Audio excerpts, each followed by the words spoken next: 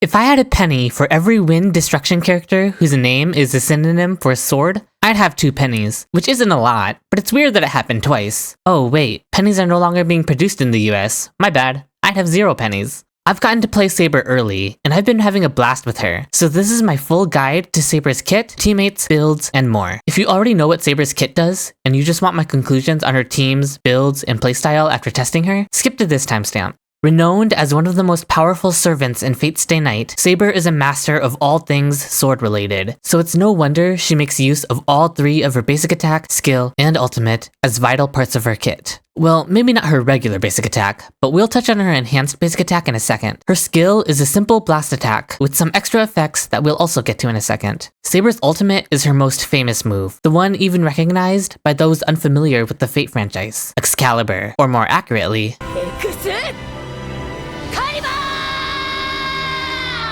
Saber's ultimate deals AoE wind damage because she decided she wants to be an erudition unit in disguise, and then it follows up with 10 instances of bounce damage to random enemies. The fact that it's an AoE hit first, followed by bounce attacks, means that the AoE part can kill off any weak mobs, allowing most of the bounce attacks to focus fire on the remaining stronger boss enemy. It's weird that Hoyo understands how to make bounce attacks function in AoE scenarios, and yet they designed it the complete opposite way for Finan, who is also destruction like Saber. Anyway, after unleashing her ultimate, Saber's next basic attack becomes an enhanced basic attack, and she must use this enhanced basic attack on her next turn. None of her other abilities will even be usable. Well, except for her ult, if it gets instantly refilled by Apocalyptic Shadow or by Erudition Blessings in Divergent Universe, but her skill won't be usable until you use up her enhanced basic attack. But don't worry, being forced to use her enhanced basic attack is a good thing. Her enhanced basic attack deals AoE damage because Saber wants to be an Erudition unit in disguise, but if the number of enemies on the field are only 2 or 1, she greatly increases the damage multiplier of this attack, so it's even strong in single target scenarios too. Now to talk about Saber's talent. Saber has a special mechanic known as core resonance stacks, which is basically fake energy, or gray energy as we'll be calling it. Each core resonance stack counts as 8 points of fake energy for Saber, and you'll actually be able to see the fake energy on her energy resource bar. How does she get core resonance stacks, or fake energy? Well, she gets 1 stack of core resonance upon entering battle, she gets 2 stacks of core resonance when she uses her skill, and she gets 3 stacks of core resonance every time an ally uses their ultimate. Remember, every 1 stack of core resonance is equal to 8 fake energy for Saber. So every time an ally uses an ultimate, it's essentially 24 fake energy for Saber. She also increases her damage percent every time an ally uses an ultimate. But what does she do with this fake energy? Well, that's where the second part of her skill comes into play. Whereas before I described her skill as just a simple blast attack like any other destruction unit, if Saber has enough core resonance stored up to fill up her ultimate, in other words, if the gray color on her ultimate bar fully fills up her ultimate bar, then Saber can use her skill to fully fill up her ultimate bar as if the fake energy is being converted into real energy. Reminder, her skill can only do this if the gray energy has fully filled up her energy bar, meaning if she has enough core resonance stacks to fill up her ultimate. Her skill also increases its multiplier based on how many core resonance stacks she's consuming when she uses this effect to fully recharge her ultimate, which can make her skill do a lot of damage. Saber's ultimate cost is 360, but don't worry, she doesn't need 40 stacks of core resonance in order to activate her ult. Her fake energy is added alongside her real energy. This means if Saber has 160 real energy from just using her skills and getting energy from Sunday, then her fake energy can make up the remaining 200 to fulfill the requirement for her skill to immediately fully charge her ultimate with the fake energy. Her major traces help smoothen out her ability to cycle through her ultimates even faster. When Saber uses her enhanced basic attack, which she gets and is forced to use after her ultimate, her enhanced basic attack will give her a stack of something called Mana Burst. When she has the Mana Burst effect, if her fake energy, aka her gray energy bar, reaches full, she will immediately 100% action advance herself to the front of the line. And of course, since her gray bar is full, that means she can use her skill to immediately fill up that gray bar with the pretty green color of her normal energy. This immediate action advance also restores 1 skill point, so you can freely use her skill to immediately fully restore her energy, and it feels really nice to help Saber cycle through turns and ultimates. And of course, after fully restoring her energy and unleashing her ultimate, she gains her enhanced basic attack once more so that she can gain another stack of Mana Burst to let her action advance herself once her gray energy bar is full again. Saber also starts the battle with 1 stack of Mana Burst, so she can immediately action advance herself to fully charge her ultimate pretty early on with the right teammates. From there, it's just a constant loop of stacking up her gray bar with teammates' ultimates, immediately action advancing once her gray bar is full, and converting the gray bar to real energy to unleash her ultimate, which gives her her enhanced basic attack, which will let her prepare another immediate action advance with her gray energy to do this cycle over and over again. She also gets free crit rate and crit damage just for existing, because why not? Saber's last major trace lets her store up to 120 excess energy, meaning even when her energy bar is full, she can secretly store up excess energy over her energy cap, and you just can't see it. Imagine her energy is full and you can unleash her ultimate, but you want to use Huohuo's ultimate for Huohuo's attack buff first. Well, you can freely do that without risking wasting the energy from Huohuo's ultimate, because Saber can store it in excess. Also, if she has less than 40% energy upon entering battle, she gets to start with 40%. So this is nice for Divergent Universe, since she has a pretty hefty ultimate cost. Saber's technique is just a simple attack buff, and it lets her start the battle with 2 core resonance stacks, which is of course equivalent to an extra 16 fake energy. Seeing as this guide is while she's still in the beta, if any of these numbers change, I'll make note of it in the pinned comment, so be sure to check there if you're watching this later. Saber's Eidolons are mostly just damage increases, and I would say they're a bit on the conservative side in terms of how powerful the Eidolons of some other Infurious release characters have been. Her E1 is more ultimate damage bonus and fake energy, and her E2 lets her ignore enemies' defense by a percent equal to her core resonance stacks. It also increases the multiplier of her skill even further. Her E4 gives her permanent stacking respen, and her E6 is even more respen, and it also gives her the Brain in a Vat effect from Divergent Universe, where she immediately refills her energy after using her ultimate, though she can only activate this refill effect once every 3 ultimates. So we've covered Saber's kit and her core gameplay loop of cycling through action advances and refilling her own ultimate based on core resonance stacks, so let's touch on the part everyone wants to know about, her teams. Saber usually pairs up very well with Shiro and Rin, but seeing as they aren't here, she'll have to make do with what she's got. At least Kiritsugu isn't here, right? Seeing as Saber's gameplay is all based around her ultimate, you might expect the premier energy support, Sunday, to be one of her best supports. And you would be correct. Sunday is still working overtime, because Sunday gives Saber everything she could possibly want. Her core gameplay loop is all about cycling through turns and ultimates, and Sunday enables that gameplay loop on steroids. In many ways, playing Saber felt a lot like playing Aglaya, what with her reliance on energy and turn cycling. However, thanks to Saber lacking the punishing downsides of Aglaya, Saber also isn't as reliant on Sunday as Aglaya feels. In fact, one of my favorite teammates for Saber was Remembrance main character. RMC doesn't have the same consistent action advancing capabilities as Sunday, but Saber already has an action advance built into her kit, so RMC felt more than fine replacing Sunday. Of course, you'll get less energy from losing Sunday's ultimate, but the trade-off is that Saber benefits from the full 50% true damage from Mem, since Mem's true damage scales with the character's max energy, and Saber has a massive energy cost of 360. Now, due to Saber already having an action advance built into her kit, running her with a double action advancing team felt a little bit tricky, since sometimes 1 or 2 of the action advances would end up getting wasted depending on when her fake energy got filled up. There are ways to play around this by just playing better, of course, but Saber's great energy does sometimes fill up at inconvenient times if she's played in a double action advance team comp, which is why I preferred only one action advancing character, such as Sunday or RMC, although you can certainly make the both of them work together as well. And again, it's just a matter of playing around their kits better. The team is not weak, it's just trickier to execute. As for other action advancers, like Bronya or Sparkle, the problem with these two is that Saber's action advance to fill up her energy counts as a new turn, meaning the buff from these two will run out. Now, she can just save up her ultimate until their next turn so they can reapply their buff on her, and she ideally won't waste too much energy while waiting for their next turn since she can store excess energy, but it still made these two feel more annoying to play with her. In the same way Bronya and Sparkle feel annoying to play with the Herta, due to the Herta's action advance from her ultimate removing their buffs on her enhanced skill. Sunday and RMC's buffs last longer, and thus they just feel much better to play with Saber. And you know who else's buffs last longer? Aura buffers. Since a double action advance team comp can sometimes feel clunky, you can slot in a different kind of buffer to accompany the action advance slot in Saber teams, such as Robin or Tribby. Robin's team-wide action advance is still really strong, as are her buffs, but Tribby spams her ultimate much more than Robin, which leads to more core resonance stacks for Saber. In AoE especially, I would choose Tribby, but Robin still feels really strong, especially in less AoE heavy scenarios. But another underrated aura buffer for Saber is none other than the buffed Silverwolf. Obviously, she's not an aura buffer, she's a debuffer, but it's the same idea. A really powerful damage amplifier who doesn't rely on action advancing. You might ask about Jiao Cho, but in my opinion, the thing that puts Silverwolf above Jiao Cho is her ability to cycle through her ultimate faster than him. Remember, Saber loves teammates who spam their ultimates to give her more core resonance stacks, and Silverwolf, with tutorial, can indeed spam her ultimate more than Jiao Cho. Jiao Cho can't use tutorial in Saber teams without another source of defense thread, so that's why he falls behind Silverwolf, who is her own source of defense thread. Ron Mei is another aura buffer, and she's fine, especially in Apocalyptic Shadow for the weakness break efficiency if you need it. You also can't really go wrong with her generic damage percent and respen buffs. She just doesn't have any inherent synergy as the likes of Tribby and Silverwolf, who spam their ultimates more often. As for other support options, there's Tingyun. It's only natural that Tingyun works for Saber as a budget Sunday to help with Saber's reliance on energy. Pella can also work due to Pella's ability to spam her ultimate to a similar degree as Silverwolf. As for sustains, since Saber is similar to Aglaya, it should come as no surprise that her best sustain is the same as Aglaya's. It's Huohuo. More energy is more ultimates, is more damage, is more turn cycling, yada yada yada, Woho just all around gives Saber everything she could want from our current sustains. Woho synergizes super well with Sunday and Robin as well, since they benefit hugely from her energy generation. An underrated option, however, is Hyacinth. While I generally only recommend her over Woho if you have Tribi and you're facing full AoE enemies, like in Pure Fiction, Hyacinth certainly feels very strong in these scenarios. Her own damage contribution is nice, and she gets her ultimate decently fast. Then again, most characters feel strong in Pure Fiction when paired with the Tribi-Hyacinth duo. And then, of course, there's Gallagher, forever the king of being the most accessible and desired sustain. Put him on Quid Pro Quo, and he can help the team generate energy as well as just doing his job as a sustain. The baseline budget Saber team would look something like this: Saber, RMC, Tingyun, and Gallagher. Then, you can go one by one and upgrade the team however you see fit. You can upgrade Tingyun to Tribi. You can upgrade Gallagher to Woho or Hyacinth. You can upgrade Saber to Caster. I mean, you can upgrade RMC to Sunday. Although, honestly, RMC felt decently competitive with Sunday, unless you were using Sunday alongside Robin and Woho, whom he just synergizes really nicely with. Saber's massive energy cost just makes her benefit so much from RMC's true damage. As for her build, Saber is a very traditional crit DPS unit in terms of what stats she wants. For her relic set, the Scholar set is the most simple set to use on her, since it buffs both her skill and her ultimate by a decent amount. But using Wave Strider to go all in on her ultimate damage is also good. Her damage share between her ultimate and the rest of her kit is relatively equal, because even though her ultimate is a larger nuke, she's using her skill more frequently. This means Rudolent Arena is one of her best planet ornament sets, despite the fact that it doesn't buff her ultimate at all. If you'd like a more all-rounder set to buff her entire kit, then sets that buff generic stats, like Lamoth if you're running her with speed, or even Space Stealing Station, are alright. But Rudolent Arena is more than fine on her, even despite the lack of ultimate buffing, and it doesn't have any speed requirements. For stats, build her with a crit chest, depending on whether your build needs crit rate or crit damage more. She gets a lot of free crit stats in her base kit, so she feels fairly forgiving to build. Even more so if you're using her with Sunday, who gives her even more free crit rate and crit damage. If you're running her on speed boots, and you aren't using Robin, then her lack of attack buffs means you could even run her with a really cracked attack chest, since attack becomes the stat that she's lacking the most in a team comp with, say, Sunday and Tribi. Speaking of speed boots, it's only worth it if you're running a -1 speed setup with Sunday, where Saber is at 135 and Sunday is at 134. This setup is certainly comfy for more turns, but the downside is that a poorly timed action advance from Saber, from say, the enemy hitting her and giving her enough energy to action advance herself, can screw up the speed tuning. But this didn't prove to be a huge issue too often, especially since Sunday will just sync her back up on his next turn. The loss of attack boots does feel bad though. Attack boots in general felt really good on Saber, especially when she's being played with RMC, since you aren't speed tuning her for anything specific, and she'll be getting a lot of action advances from Mem and from herself. Attack boots even felt good with Sunday when he's being run with as much speed as possible, so long as Woho was also on the team. If you don't have Woho, then running the -1 speed setup with Saber and Sunday is going to feel a lot more comfortable for energy in order to achieve 2 ultimates in the first wave. After all, that is the main goal of Saber's gameplay, the main thing you should be striving to achieve when playing Saber. You want to manage 2 ultimates, 2 Excaliburs within the first wave. Sometimes you might not need to unleash the second one, but you still want to be able to build up enough energy for it during the first wave. That's what she's going to need in order to zero cycle the first wave and clear as fast as possible. Your team building and your relic stats should all strive to achieve the goal of building enough energy for double Excalibur within the first wave. Therefore, there is no singular answer to attack boots versus speed boots for Saber. Her preferred boots can really change depending on what teammates you have. Again, the main goal is always to build up 2 Excaliburs within the first wave. In general, I would say that speed boots are only mandatory for Saber when she's being played in a team with Sunday but without Woho, such as Sunday plus Gallagher. In a team with both Sunday and Woho, Saber will generally get enough energy even with attack boots. And if you aren't running Saber with Sunday in the first place, then you would also go attack boots, since you aren't making use of the -1 setup with Sunday. For her orb, run wind damage bonus, along with an attack rope. You may be wondering if an energy retard rope is worth it given the double Excalibur goal, but I personally wouldn't recommend it. The loss in damage from losing the attack rope didn't feel worth the returns of an energy recharge rope. As for how Saber feels to play, my opinion for a while has been that Aglaya is the most fun character in the game when you have all of her puzzle pieces in order to beat her punishing downtime. Saber is like Aglaya without that punishing downtime. She's all about cycling through both turns and ultimates, and managing her core resonance stacks and great energy bar is a much less punishing minigame compared to Aglaya's race against her clock. Now, I would argue that Aglaya's punishing downsides